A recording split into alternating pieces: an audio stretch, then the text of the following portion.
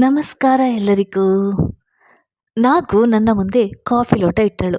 ಅಷ್ಟರಲ್ಲಿ ಪಕ್ಕದ ಮನೆಯ ಮಾಲತಿ ಕರೆದಳು. ಸುಮಾ, ಇಲ್ಲಿ ಬಾ, ನಿಂಗೆ ಏನೋ ತೋರಿಸ್ಬೇಕು. ಬಂದೆ, ನಾನು ಕೂಡಲೇ ಉತ್ತರಿಸಿದೆ. ನಾನು ಉತ್ತರಿಸಲಿಲ್ಲವೆಂದರೆ ಅವಳು ಬಾಗಿಲು ತಟ್ಟಲು ಶುರು ಮಾಡ್ತಾಳೆಂದು ನನಗೆ ಗೊತ್ತಿತ್ತು. ನಿನ್ನೆ ತಾನೇ ಅವಳ ಗಂಡ ಮುಂಬೈನಿಂದ ಬಂದಿದ್ದಾರೆ. ಅವಳಿಗೆ ಒಂದಷ್ಟು ವಸ್ತುಗಳನ್ನು ತಂದಿರ್ಬೋದು. ಅವನು ನನಗೆ ತೋರಿಸ್ಬೋದು. ನಾನು ನಾಗುವಿಗೆ ಇನ್ನೊಂದು ಕಪ್ ಕಾಫಿ ಮಾಡಿಕೊಂಡು ಮಾಲತಿಯ ಮನೆಗೆ ತೆಗೆದುಕೊಂಡು ಬಾ, ಇಬ್ರು ಅಲ್ಲೇ ಕುಡಿತೀವಿ ಎನ್ನುತ್ತಾ ನನ್ನ ಕಾಫಿ ಲೋಟ ಹಿಡಿದು ಮಾಲತಿಯ ಮನೆಗೆ ಹೋದೆ. ಬಾಬಾ ಕೂತ್ಕೋ, ನೋಡು ಈ ಸೀರೆ ಎಷ್ಟು ಚೆನ್ನಾಗಿದೆ ಅಲ್ವಾ? ಹೌದು, ತುಂಬ ಚೆನ್ನಾಗಿದೆ. ಮುಂಬೈನಿಂದ ಕಿರಣ್ ಇದನ್ನು ತಂದು ಕೊಟ್ರಾ? ನಾನು ಕೇಳಿದೆ. ಇನ್ಯಾರು ತರ್ತಾರೆ, ನನಗೆ ಇರೋದು ಅವರೊಬ್ಬರೇ. ಎದ್ರೆ ಕೂತ್ರೆ ಅವರಿಗೆ ನನ್ನದೇ ಚಿಂತೆ. ನೋಡು, ಈ ಸಾರಿ ಮೂರು ನೈಟಿಗಳನ್ನು ತಂದಿದ್ದಾರೆ. ಇದನ್ನು ನಿನ್ನೆ ರಾತ್ರಿ ಹಾಕಿಕೊಂಡಿದ್ದೆ. ಏನು ಸೆಕ್ಸಿ ನೈಟಿ ಅಂತೀಯ? ಮಜಾ ಬಂತು. ತಿಂಗಳಿಗೆ ಒಂದು ಸಾರಿ ಇವರು ಬರ್ತಾರೆ. ಇವರು ತಂದಿಕೊಟ್ಟಿದ್ದನ್ನು ಹಾಕ್ಕೊಂಡು ತೋರಿಸ್ತೀನಿ. ಮಾಲತಿ ಖುಷಿಯಿಂದ ಹೇಳುತ್ತಿದ್ದಳು. ನೈಟಿಗಳು ತುಂಬ ಚೆನ್ನಾಗಿವೆ, ಬಹಳ ರಿಚ್ ಲುಕ್ ಕೊಡ್ತಿವೆ. ನಾನು ನಗುತ್ತಾ ಹೇಳಿದೆ. ಅಷ್ಟರಲ್ಲಿ ನಾಗು ಇನ್ನೊಂದು ಕಪ್ ಕಾಫಿ ತಂದಳು. ನಾನು ಮಾಲತಿ ಕಾಫಿ ಕುಡಿಯುತ್ತಾ ಜಡಗಿದ್ದೆವು. ಮಾಲತಿ ಒಂದೊಂದಾಗಿ ನನಗೆ ಎಲ್ಲ ವಸ್ತುಗಳನ್ನು ತೋರಿಸತೊಡಗಿದಳು.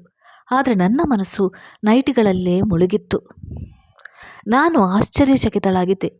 ಅಂತಹ ನೈಟಿ ನನ್ನ ಬಳಿ ಇಲ್ಲವೆಂದಲ್ಲ, ಆದರೆ ನಾವಿರುವ ಮನೆ ಅಥವಾ ನಮ್ಮ ಅಂತಸ್ತಿನವರ ಮನೆಗಳಲ್ಲಿ ಇಂಥ ನೈಟಿಗಳಿಂದ ಯಾವುದೇ ಪ್ರಯೋಜನವಿಲ್ಲ. ಆದರೂ 2 ಕೋಣೆಗಳಿರುವ ಫ್ಲ್ಯಾಟ್ಗಳಲ್ಲಿರುವ ನಮ್ಮಂಥವರು ಇಂಥ ಡ್ರೆಸ್ಗಳನ್ನು ಧರಿಸಲು ಹಂಬಲಿಸುತ್ತೇವೆ. ಯಾವುದೇ ಡ್ರೆಸ್ ಧರಿಸಲು ನಮಗೆ ಒಂದು ಪರಿಸರ ಬೇಕು. ಅದು ನಮಗೆ ಸಿಗುವುದಿಲ್ಲ. ರಾತ್ರಿ ಏಕಾಂತವಾಗಿ ಗಂಡನೊಂದಿಗೆ ಇರಲು ಸಾಧ್ಯವಿಲ್ಲ. ಯಾಕೆಂದರೆ ಯಾವುದೇ ಹೊತ್ತಿನಲ್ಲಿ ನೆಂಟರು ಗಂಡ ಹೆಂಡತಿಯ ನಡುವೆ ಒಕ್ಕರಿಸುತ್ತಾರೆ. ನಾವು ನಮ್ಮ ಮನೆಯನ್ನು ದೊಡ್ಡದು ಮಾಡಿಕೊಳ್ಳಲು ಸಾಧ್ಯವಿಲ್ಲ. ಹೀಗಾಗಿ ನಾವು ನಮ್ಮ ಪ್ರೀತಿಯ ಎಲ್ಲೆಗಳನ್ನು ಬಂಧಿಸಿದ್ದೇವೆ. ಮತ್ತು ಕಿರಣ್ಗೆ ಈ ಆಲೋಚನೆ ಹೇಗೆ ಬಂತು? ಕಿರಣ್ನ ಬ್ಯಾಕ್ಗ್ರೌಂಡ್ ಅಷ್ಟು ಚೆನ್ನಾಗಿಲ್ಲ. ಅದಲ್ಲದೆ ಅವನು ಪ್ರಾಪರ್ಟಿ ಡೀಲಿಂಗ್ ಕೆಲಸ ಮಾಡ್ತಾನೆ. ಅದೊಂದು ಡ್ರೈ ಬಿಸ್ನೆಸ್. ಅದರಲ್ಲಿ ಗ್ಲ್ಯಾಮರ್ ಹೆಸರೇ ಇರುವುದಿಲ್ಲ. ಮತ್ತು ಇದೆಲ್ಲ. ಮಾಲತಿ ಎಂದಿನಂತೆ ಕಿರಣ್ನ ಗುಣಗಾನ ಮಾಡುತ್ತಲೇ ಇದ್ದಳು. ಅಷ್ಟರಲ್ಲಿ ನಮ್ಮ ಮನೆಯಲ್ಲಿ ಫೋನ್ ರಿಂಗ್ ಆಯಿತು. ನನಗೆ ಅಲ್ಲಿಂದ ಹೇಳಲು ನೆಪ ಸಿಕ್ಕಿತ್ತು. ಫೋನ್ ರಿಂಗ್ ಆಗ್ತಿದೆ, ನಾನು ಬರ್ತೀನಿ ಎಂದು ಹೇಳಿ ಮಾಲತಿಯ ಉತ್ತರಕ್ಕೂ ಕಾಯದೆ ಮನೆಗೆ ಹಿಂತಿರುಗಿದೆ. ಮಾಲತಿ ಪದೇ ಪದೇ ತನ್ನ ಗಂಡನನ್ನು ಹೊಗಳುವುದು ಮತ್ತು ಗಂಡ ತನ್ನನ್ನು ಬಹಳ ಪ್ರೀತಿಸ್ತಾನೆಂದು ಹೇಳುವುದನ್ನು ಕೇಳಿದಾಗಲೆಲ್ಲ ನನಗೆ ಏನೋ ಸಂದೇಹವಾಗುತ್ತಿತ್ತು. ಮಾಲತಿ ತನ್ನ ಗಂಡ ಬಹಳ ಹಣ ಸಂಪಾದಿಸುತ್ತಿದ್ದಾನೆಂದು ತಿಳಿಸಿ ನನ್ನ ಹೊಟ್ಟೆ ಉರಿಸಲು ಬಯಸಿದ್ದಾಳೆಯೇ? ಕೆಲವು ವರ್ಷಗಳ ಹಿಂದೆ ಅವನು ಒಬ್ಬ ಸಾಧಾರಣ ರಂಗನಟನಾಗಿದ್ದ. ಅವನ ಸೌಂದರ್ಯಕ್ಕೆ ತಕ್ಕಂತೆ ಸಣ್ಣ ಪುಟ್ಟ ಪಾತ್ರಗಳು ಸಿಗುತ್ತಿದ್ದವು. ಇದ್ದಕ್ಕಿದ್ದಂತೆ ಅವನು ಹೆಂಡತಿಯ ಮಾತು ಕೇಳಿ ತನ್ನ ವೃತ್ತಿ ಬದಲಾಯಿಸಿದ. ಲಕ್ಷಗಳಲ್ಲದಿದ್ದರೂ ತಿಂಗಳಿಗೆ ಸಾವಿರಾರು ರೂಪಾಯಿ ಸಂಪಾದಿಸುತ್ತಿದ್ದ. ಮನೆಗೆ ಅಗತ್ಯವಾದ ವಸ್ತುಗಳು ಬಂದಿದ್ದವು. ಒಂದು ಕಾರು ಇತ್ತು. ನಾಗು ನನ್ನನ್ನು ಮತ್ತೊಮ್ಮೆ ಕರೆದಳು. ಅಷ್ಟರಲ್ಲಿ ನಾನು ಮನೆಗೆ ಬಂದಿದ್ದೆ. ಫೋನ್ ರಿಂಗ್ ಆಗಿ ನಿಶಬ್ದವಾಗಿತ್ತು. ಯಾರೋ ಫೋನ್ ಇರ್ಬೋದು ಎಂದು ನಾನು ಫೋನ್ನತ್ತ ಹೋದೆ. ಆಗಲೇ ಫೋನ್ ಪುನಃ ಸದ್ದಾಯಿತು. ನಾನು ತಟ್ಟನೆ ರಿಸೀವರ್ ಎತ್ತಿ ಹಲೋ ಎಂದೆ. ಏನೇ ಮಾಡ್ತಾ ಇದೆಯಾ? ಫೋನ್ ಎತ್ತೋಕ್ಕೆ ಇಷ್ಟು ಹೊತ್ತಾ? ಹತ್ತಲಿಂದ ರೇಷ್ಮಳ ಧ್ವನಿ ಕೇಳಿಸಿತು. ಅವಳು ಎಂದಿನಂತೆ ಮಾದಕ ಧ್ವನಿಯಲ್ಲಿ ಕೇಳಿದಳು. ನಾನು ಪಕ್ಕದ ಮನೆನಾ? ಯಾಕೆ ಹಾಳು ಮಾಡ್ತಿದ್ಯಾ? ಪಾಪ, ನಿನ್ನ ಗಂಡನ ಹೆಸರು ಹೇಳೋಕ್ಕೆ ನಾಚಿಕೆನಾ? ಅವರು ನಿನ್ನನ್ನು ಯಾವಾಗಲೂ ಕಾಡ್ಕೊಂಡು ಇರ್ತಿದ್ದಾರಾ? ರೇಷ್ಮ ನಗುತ್ತಾ ಹೇಳಿದಳು. ರೇಷ್ಮಾ, ನೀನು ಬದಲಾಗಲ್ಲ. ನಿನ್ನ ಡಬಲ್ ಮೀನಿಂಗ್ ಡೈಲಾಗ್ಗಳು ಅಷ್ಟೇ. ನಾನು ನಗುತ್ತಾ ಹೇಳಿದೆ. ಬದಲಾಗಬೇಕು ಅನಿಸಿದಾಗ ಬದಲಾಗ್ತೀನಿ. ಮುಂಬೈಗೆ ಬಂದು ಇನ್ನೂ ಮಜಾ ಮಾಡೋಣ ಅಂತ. ನೀನು ಬಂದು ಬಿಡು, ನಿನಗೂ ಮೋಜು ತೋರಿಸ್ತೀನಿ. ನಾನು ಹೇಗೆ ಬರಲಿ? ನಮ್ಮ ಯಜಮಾನರು ಸರ್ಕಾರಿ ಕೆಲಸದಲ್ಲಿರುವುದು. ನಾನು ಸೀರಿಯಲ್ ಫಿಲ್ಮ್ಗಳಿಗೆ ಬರೆಯುವುದು ಕನಸಿನ ಮಾತು. ಡೋಂಟ್ ವರಿ ಸುಮಾ, ನಾನು ಬರುವ ತಿಂಗಳು ಬ್ಯಾಂಗ್ಳೂರಿಗೆ ಬರ್ತಿದ್ದೀನಿ. ಪೂರ್ತಿ ಸ್ಕ್ರಿಪ್ಟ್ ನಿನ್ನಿಂದಲೇ ಬರೆಸ್ತೀನಿ. ಬ್ಯಾಂಗ್ಳೂರಿಗೆ ಬಂದ ಮೇಲಾದರೂ ನನ್ನ ಜೊತೆ ಸ್ವಲ್ಪ ಸಮಯ ಕಳಿತೀಯಾ? ಖಂಡಿತ, ಅದು ನನ್ನ ಕನಸು. ಬ್ಯಾಂಗ್ಳೂರಿಗೆ ಬಂದ ಕೂಡಲೇ ನನಗೆ ಫೋನ್ ಮಾಡು. ನೀನು ಇಲ್ಲಿ ಇರೋಕ್ಕೆ ವ್ಯವಸ್ಥೆ ಮಾಡ್ತೀನಿ. ಬೇಡ, ನಾನು ಹೋಟೆಲ್ನಲ್ಲಿ ಉಳ್ಕೊಳ್ತೀನಿ. ನನ್ನ ಮೋಜನ್ನು ಯಾಕೆ ಹಾಳು ಮಾಡ್ತೀಯಾ? ನೀನಂತೂ ಬದುಕಿನಲ್ಲಿ ಮಜಾ ಮಾಡುವುದು ಕಲಿಯಲೇ ಇಲ್ಲ. ನೀನು ಏನು ಹೇಳ್ತಿದ್ಯಾ? ನನಗೆ ಅರ್ಥ ಆಗ್ತಿಲ್ಲ. ದಡ್ಡಿ, ಎಷ್ಟು ಬಿಡಿಸಿ ಹೇಳಿದ್ರೂ ಅರ್ಥ ಆಗೋಲ್ಲ. ನಾನು ಬ್ಯಾಂಗ್ಳೂರಿಗೆ ಬಂದಾಗ ನಿಧಾನವಾಗಿ ಅರ್ಥ ಮಾಡಿಸ್ತೀನಿ. ಸರಿ, ಫೋನ್ ಇಡ್ತೀನಿ, ನನ್ನ ಡೇಟ್ ಬಂದಿದ್ದಾರೆ. ಡೇಟ್ ಎಂದರೆ ಅಷ್ಟರಲ್ಲಿ ಫೋನ್ ಕಟ್ಟಾಯಿತು. ಏನು ಹೇಳಿದ್ದು ಅವಳು? ಡೇಟ್ ಅಂತಾನು? ಏನೋ ಇರ್ಬೋದು, ಬಿಟ್ಟಾಕು. ರೇಷ್ಮಾ ಬ್ಯಾಂಗ್ಳೂರಿಗೆ ಬರ್ತಿದ್ದಾಳೆ ಅನ್ನೋದು ಖುಷಿಯ ಸುದ್ದಿ. ಅವಳು ಹಿಂದೆ ಬ್ಯಾಂಗ್ಳೂರಿನಲ್ಲಿ ಟಿವಿಗಾಗಿ ಹಲವು ಸೀರಿಯಲ್ಗಳನ್ನು, ಚಲನಚಿತ್ರಗಳನ್ನು ನಿರ್ಮಿಸ್ತಿದ್ದಳು. ಅವಳು ಮುಂಬೈಗೆ ಹೋಗಿ ಸೀರಿಯಲ್ಗಳನ್ನು ನಿರ್ಮಿಸ್ತಿದ್ದಳು. ಜೊತೆಗೆ ಅಲ್ಲಿಯೇ ನೆಲೆಸಿದ್ದಳು. ಅವಳು ಬ್ಯಾಂಗ್ಳೂರಿನಲ್ಲಿದ್ದಾಗ ನಾನು ಆಗಾಗ ಅವಳ ಫಿಲ್ಮ್ಗಳ ಸ್ಕ್ರಿಪ್ಟ್ ಬರೆಯುತ್ತಿದ್ದೆ. ಆಗ ನಮ್ಮ ಗೆಳೆತನ ಬಹಳ ಗಾಢವಾಗಿತ್ತು. ನಾವಿಬ್ಬರು ಅಕ್ಕ ತಂಗಿಯರೆಂದೇ ಎಲ್ಲರೂ ಅಂದುಕೊಂಡಿದ್ದರು. ಅವಳು ಅನೇಕ ಸೀರಿಯಲ್ಗಳನ್ನು ಮಾಡಿದ್ದಳು. Car, flat ಖರೀದಿಸಿದ್ದಳು. ಒಂದು ಆಫೀಸ್ ತೆರೆದಳು. ಆದರೆ ಅವಳು ನನ್ನನ್ನು ಮರೆಯಲಿಲ್ಲ. ಅವಳು ಬೊಂಬೈಗೆ ಹೋದ ನಂತರ ಹಲವಾರು ಬಾರಿ ನನ್ನನ್ನು ಕರೆದಳು. ಆದರೆ ನಾನು ಹೋಗಲಾಗಲಿಲ್ಲ. ನನ್ನ ಗಂಡ ಬ್ಯಾಂಗ್ಳೂರಿನಲ್ಲಿ ಸರ್ಕಾರಿ ನೌಕರಿಯಲ್ಲಿ ಇರುವುದರಿಂದ ನಾನು ಅವರನ್ನು ಬಿಟ್ಟು ಮುಂಬೈನಲ್ಲಿ ಇರುವುದು ಅಸಂಭವ. ಆದರೆ ಈಗ ರೇಷ್ಮಾ ಬ್ಯಾಂಗ್ಳೂರಿನಲ್ಲಿಯೇ ಬಹಳ ದಿನ ಇರಲು ಬರುತ್ತಿರುವುದರಿಂದ ನಾನು ಅವಳೊಂದಿಗೆ ಕೆಲಸ ಮಾಡಬಹುದು. ಇವರಿಗೆ ರೇಷ್ಮಾಳಿಂದ ಫೋನ್ ಬಂದಿತ್ತು. ಅವಳು ನನ್ನಿಂದ ಸ್ಕ್ರಿಪ್ಟ್ ಬರೆಸಲು ಇಚ್ಛಿಸ್ತಾಳೆ ಎಂದಾಗ ಅವರಿಗೂ ಖುಷಿಯಾಯಿತು. ಏಕೆಂದರೆ ಇವರಿಂದಾಗಿ ನಾನು ನನ್ನ ಟ್ಯಾಲೆಂಟನ್ನು ಅದುಮಿಟ್ಟುಕೊಂಡಿದ್ದೇನೆ ಎಂದು ಅವರಿಗೆ ಅನಿಸುತ್ತಿತ್ತು.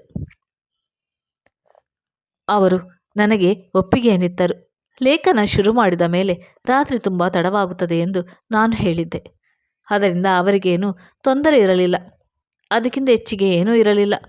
ನಾನೀಗ ರೇಷ್ಮಾ ಬರುವುದನ್ನೇ ಕಾಯುತ್ತಿದ್ದೆ. ರೇಷ್ಮಾ ಏರ್ಪೋರ್ಟ್ನಲ್ಲಿ ಇಳಿದ ಕೂಡಲೇ ನನಗೆ ಫೋನ್ ಮಾಡಿದಳು. ಹೋಟೆಲ್ ತಲುಪಿದ ಮೇಲೆ ಅವಳು ಮತ್ತೆ ನನಗೆ ಫೋನ್ ಮಾಡಿ ಕರೆದಳು. ನಾನು ಸಿದ್ಧಳಾಗಿ ಕೂತಿದ್ದೆ.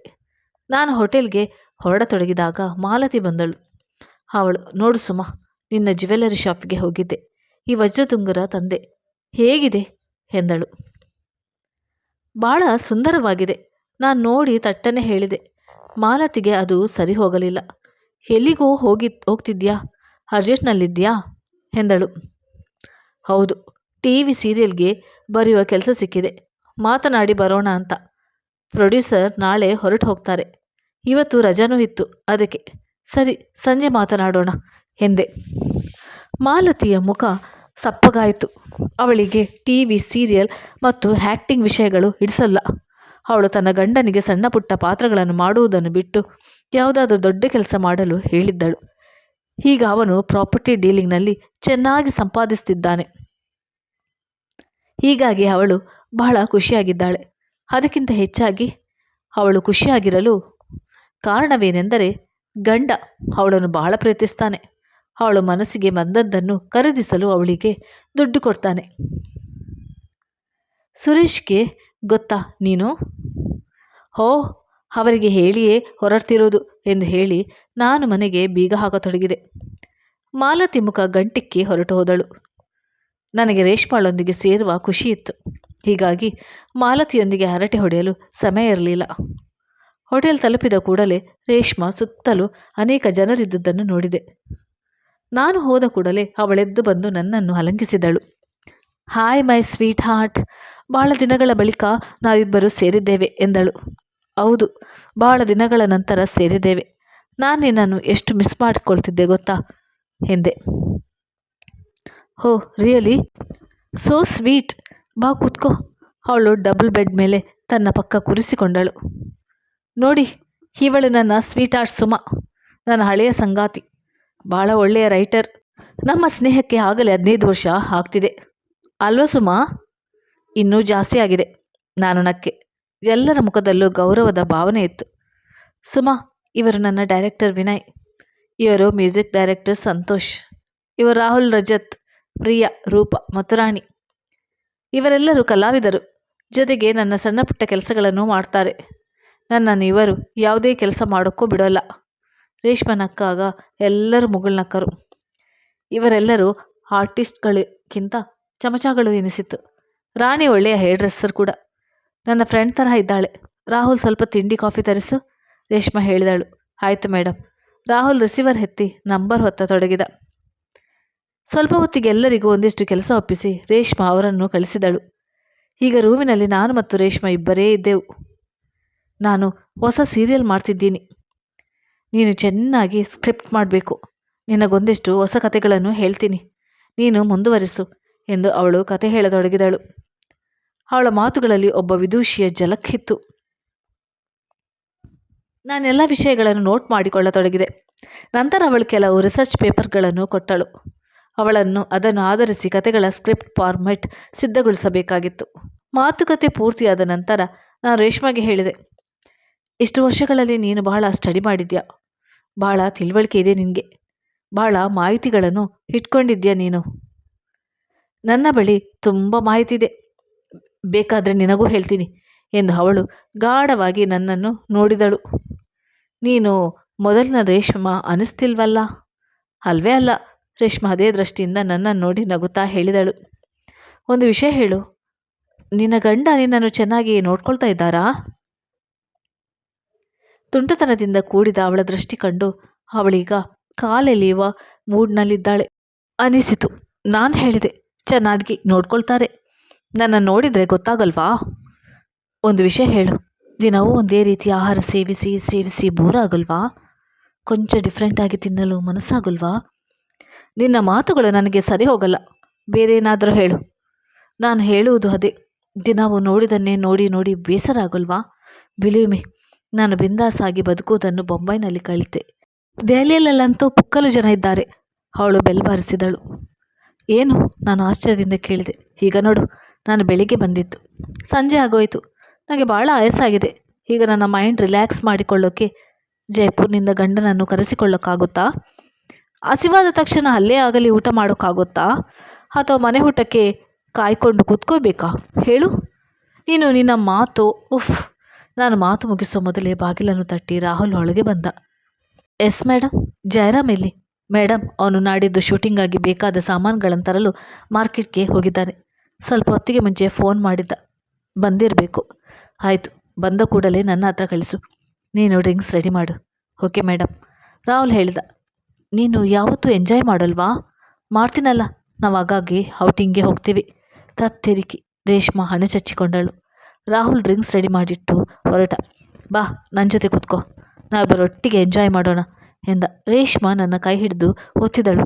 ಅಂದರೆ ನಾನು ಜಯರಾಮ್ನನ್ನು ಕರೆಸಿದ್ದೀನಿ. ಅವನು ಬಹಳ ಸ್ಮಾರ್ಟಾಗಿ ಸಖತ್ತಾಗಿದ್ದಾನೆ. ಅವನು ಸಣ್ಣ ಪುಟ್ಟ ಪಾತ್ರಗಳಲ್ಲಿ ನಟಿಸ್ತಿದ್ದ. ಆ್ಯಕ್ಟಿಂಗ್ ಏನು ಗೊತ್ತಿಲ್ಲ ಅವನಿಗೆ. ನಾನು ಅವನಿಗೆ ಪ್ರೊಡಕ್ಷನ್ ಕಂಟ್ರೋಲರ್ ಕೆಲಸ ಕೊಟ್ಟೆ. ಅವನ ರೂಪ ನೋಡಿ ಭಾಳಷ್ಟು ಹುಡುಗಿಯರು ನನ್ನ ಬಳಿ ಆ್ಯಕ್ಟಿಂಗ್ ಮಾಡೋಕ್ಕೆ ಬರ್ತಾರೆ. ಜೊತೆಗೆ ಅವನು ನನ್ನ ಕೆಲಸಕ್ಕೂ ಆಗ್ತಾನೆ. ರೇಷ್ಮಾ ಕಣ್ಣುಗಳಲ್ಲಿ ನಶೆ ತುಂಬಿತ್ತು. ನನ್ನ ಮನಸ್ಸಿನಲ್ಲಿ ಆಶ್ಚರ್ಯ ಮೂಡಿತ್ತು, ಆದರೆ ಮುಖದಲ್ಲಿ ಅದರ ಭಾವ ಪ್ರಕಟಿಸಪಡಿಸಲಿಲ್ಲ. ನಿಮಗೆ ಗೊತ್ತಲ್ವ ಸುಮಾ, ಮೊದಲು ಫೈನಾನ್ಷಿಯರ್ ನನ್ನನ್ನು ಕಂಡು ಜಾರಿದ್ದ. ಆದರೆ ಅವನ ಹೆಂಡತಿ ರಂಜಿನಿ ಜಯರಾಮ್ನಿಗೆ ಜಾರಿದ್ದಳು. ನಾನು ಹಾಗೂ ರಂಜಿನಿ ಎಷ್ಟೋ ಸಾರಿ ಜಯರಾಮ್ನನ್ನು ಒಟ್ಟಿಗೆ ಶೇರ್ ಮಾಡಿಕೊಂಡಿದ್ದೆವು.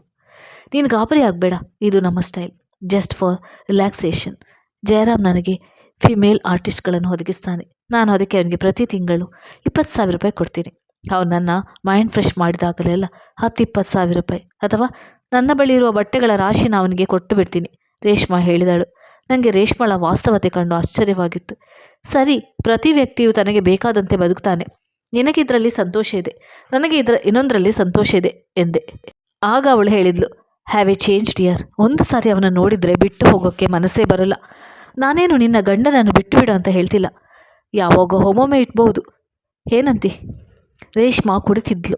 ಜಯರಾಮ್ನ ವರ್ಣನೆ ಜಾಸ್ತಿ ಇತ್ತು. ಅಷ್ಟರಲ್ಲಿ ಬಾಗಿಲ ಬಳಿ ಶಬ್ದವಾಯಿತು. ಬಹುಶಃ ಜಯರಾಮ್ ಬಂದಿರಬೇಕು. ನನ್ನ ಬೆನ್ನು ಬಾಗಿಲ ಕಡೆ ಇತ್ತು. ಬಾ ಜಯ್, ಬಾ, ಸಾಮಾನು ಅಲ್ಲೇಡು. ರೇಷ್ಮಾ ಜಯರಾಮ್ನನ್ನು ಹತ್ತಿರ ಕರೆದು ಕೈ ಹಿಡಿದೆಳೆದು ಮಂಚದ ಮೇಲೆ ಕೂಡಿಸಿಕೊಂಡಳು. ಜಯ್ ಕೂಡ ರೇಷ್ಮಾಳ ಕೆನ್ನೆಗೆ ಕೆನ್ನೆ ಕೂಡಿಸಿದ. ನನ್ನ ಫ್ರೆಂಡ್ನ ಭೇಟಿ ಮಾಡು ಜಯ್. ನನ್ನ ಕಣ್ಣು ತೆರೆದಂತೆ ಇತ್ತು. ಜಯರಾಮ್ ಕೂಡ ನನ್ನನ್ನು ನೋಡಿದ. ಅವನ ಬಾಯಿ ಕೂಡ ತೆರೆದಂತೆ ಇತ್ತು. ರೇಷ್ಮಾ ರೆಪ್ಪೆ ಮಿಟುಕಿಸುವಷ್ಟರಲ್ಲಿ ಜಯರಾಮ್ನನ್ನು ಒಂದು ತೋಳಿನಿಂದ ಅಪ್ಪಿಕೊಂಡು ಇನ್ನೊಂದು ಕೈನಿಂದ ಅವನ ಅಂಗಿಯ ಬಟನ್ಗಳನ್ನು ಬಿಚ್ಚಿ ಮಲಗಿಕೊಂಡಳು. ಅಂದರೆ ಕಿರಣ್ನೇ ಜಯರಾಮ್ ಹೆಸರಿನಲ್ಲಿ ಇಲ್ಲಿ ಕೆಲಸ ಮಾಡ್ತಿದ್ದಾನೆ. ಜೈನ ಮುಖ ವಿವರ್ಣವಾಗಿತ್ತು. ನಾನು ಎದ್ದು ನಿಂತೆ. ಪ್ರಾಪರ್ಟಿ ಡೀಲಿಂಗ್ ದಂಧೆ ಇದೇನಾ? ನನ್ನ ತಲೆ ತಿರುಗುತ್ತಿತ್ತು. ನನ್ನ ಕಣ್ಣೆದುರಿಗೆ ಮಾಲತಿಯ ನಗುಮುಖ ಬಂತು. ಕಿರಣ್ ನನ್ನನ್ನು ಬಹಳ ಪ್ರೀತಿಸ್ತಾರೆ. ಅವರು ಹೊಸ ಹೊಸ ನೈಟಿಗಳನ್ನು ತಂದು ಕೊಡ್ತಾರೆ. ಒಂದು ಡೀಲ್ ಮಾಡಿದರೆ 10-20 ಸಿಗ್ತದೆ. ಅಂದರೆ ರೇಷ್ಮಾ ಬಿಚ್ಚಿ ಹಾಕಿದ್ದು ಕೂಡ ನನ್ನ ಹೆಂಡತಿಗೆ ತಂದು ಕೊಡ್ತಾನೆ. ನಾನು ಹೊರಡ್ತೀನಿ. ನಾನು ವೇಗವಾಗಿ ಹೊರಗೆ ಹೊರಟೆ. ಜಯ ರೇಷ್ಮಳಿಂದ ಬೇರೆ ಆಗಲು ಬಯಸ್ತಿದ್ದ. ಅವಳು ಹೋಗಲಿ ಬಿಡು, ಅವಳು ಇರೋದಿಲ್ಲ. ನನ್ನ ಮೂಡ್ ಹಾಳು ಮಾಡಬೇಡ ಜಯ್. ಜಯ್ ಅಲ್ಲೇ ಉಳಿದುಕೊಂಡ.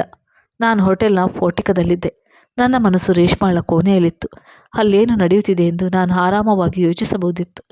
ನನ್ನ ತಲೆ ನೋಯುತ್ತಿತ್ತು. ಇಷ್ಟು ವರ್ಣರಂಜಿತವಾದುದನ್ನು, ಇಷ್ಟು ಹೊಳಪಾಗಿದ್ದನನ್ನು, ಇಂಥ ವಾಸ್ತವತೆಯ ಇಷ್ಟು ನಗ್ನತೆಯನ್ನು ನನಗೆ ಸಹಿಸಿಕೊಳ್ಳಲು ಆಗಿರಲಿಲ್ಲ.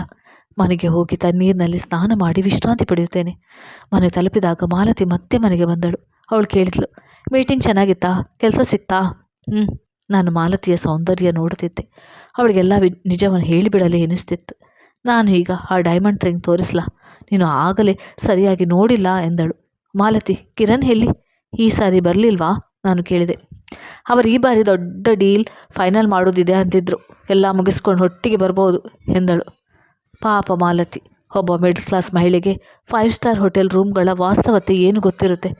ದೊಡ್ಡ ದೊಡ್ಡ ಮನುಷ್ಯರ ಮೈಂಡ್ ರಿಲ್ಯಾಕ್ಸೇಷನ್ ಬಗ್ಗೆ ಏನು ಗೊತ್ತಿರುತ್ತದೆ? ದೊಡ್ಡ ದೊಡ್ಡ ಶೋರೂಮ್ಗಳಿಗೆ ಹೋಗಿ ಗಂಡನ ನೈಜ ಗುಣವನ್ನು ಎಲ್ಲಿ ತಿಳಿದುಕೊಳ್ಳಲಾಗುತ್ತದೆ? ಅವಳು ಗಂಡನ ಬಗ್ಗೆ ವಿಶ್ವಾಸ ಹೊಂದಿದ್ದಾಳೆ. ಅವನ ಸುಳ್ಳು ಪ್ರೀತಿಯ ತೋರಿಕೆಯಿಂದ ಸಂತೋಷವಾಗಿದ್ದಾಳೆ. ನಾನ್ಯಾಕೆ ಆ ವಿಶ್ವಾಸವನ್ನು ಹೊಡೆಯಲಿ? ಹೀಗಾಗಿ ಅವಳ ಡೈಮಂಡ್ ರಿಂಗ್ನ ಕಪಟ ಕಾಂತಿಯಲ್ಲಿ ಅವಳಿಗೆ ಖುಷಿ ಕೊಡಲು ಪ್ರಯತ್ನಿಸತೊಡಗಿದಿದೆ. ಧನ್ಯವಾದಗಳು ಸ್ನೇಹಿತರೆ, ನನ್ನ ಕತೆ ಕೇಳಿದ್ದಕ್ಕಾಗಿ.